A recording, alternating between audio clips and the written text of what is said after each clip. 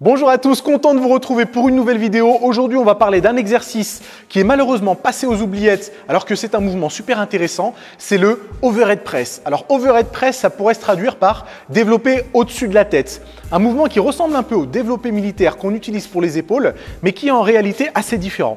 Alors, il faut savoir qu'il y a plusieurs dizaines d'années en arrière, aux Jeux Olympiques, il y avait une épreuve qui s'appelait le clean and press, qu'on pourrait traduire par épaulé développé et qui est un peu différente de l'épaulé jeté qu'on a aujourd'hui aux Jeux Olympiques.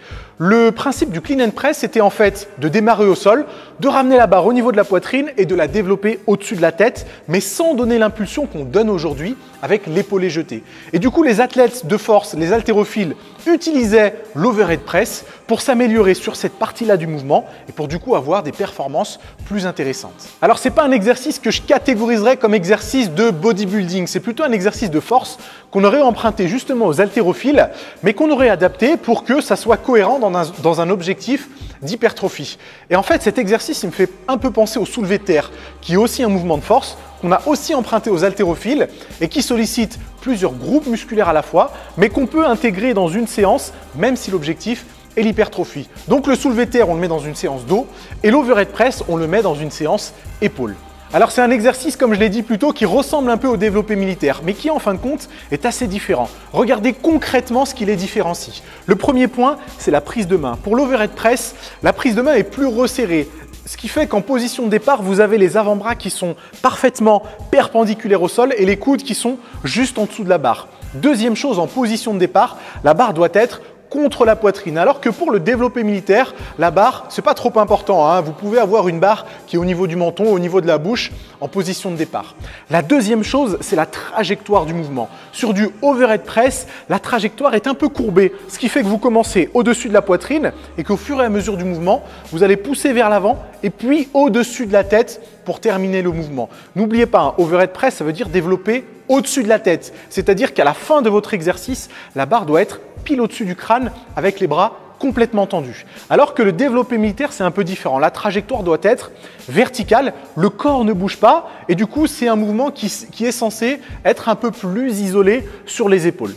Dernière chose, l'overhead press, c'est un mouvement de force, un mouvement emprunté aux haltérophiles. Donc, c'est un mouvement qui ne se fait que sur la phase concentrique. Je ne vous dis pas de relâcher la barre sur la phase excentrique, sur la descente, mais vous devriez vous concentrer sur la phase excentrique pour qu'elle soit la plus dynamique, la plus explosive possible, et puis ne pas trop retenir la descente pour éviter justement de vous cramer sur les autres répétitions positives. Alors que le développé militaire, c'est tout le contraire, c'est un mouvement purement bodybuilding, purement musculation, donc la phase concentrique est aussi importante que la phase excentrique. Mais au final, qu'est-ce qui travaille cet exercice-là? Comme je vous l'ai dit juste avant, ça me fait penser un peu au soulevé de terre en raison de la multitude de groupes musculaires que ça va solliciter.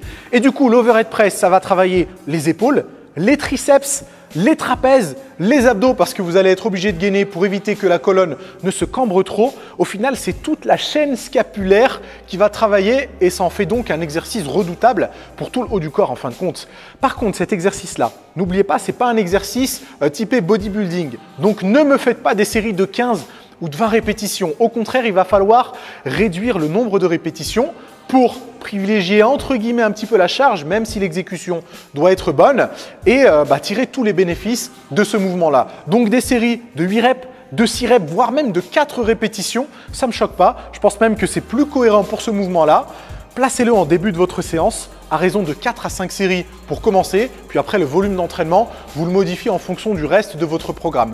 La récup, même si en général pour les épaules, j'aime pas récupérer très longtemps, là c'est un petit peu un mouvement exceptionnel, donc adaptez votre récupération, 1 minute 30, 1 minute 45, 2 minutes encore une fois, ça ne me choque pas, ça vous permettra de charger un petit peu plus la barre et d'en tirer tous les bénéfices. Voilà, c'était l'exercice du jour. Dites-moi dans les commentaires si vous le connaissiez, si vous l'avez déjà essayé. Testez-le pour voir un petit peu comment vous vous sentez. Si vous avez des questions, vous savez, vous les posez dans les commentaires. Un petit pouce bleu, abonnez-vous à la chaîne, partagez un maximum cette vidéo pour qu'on ait tous des grosses épaules avant l'été. Et puis, on se donne rendez-vous très bientôt pour une autre vidéo.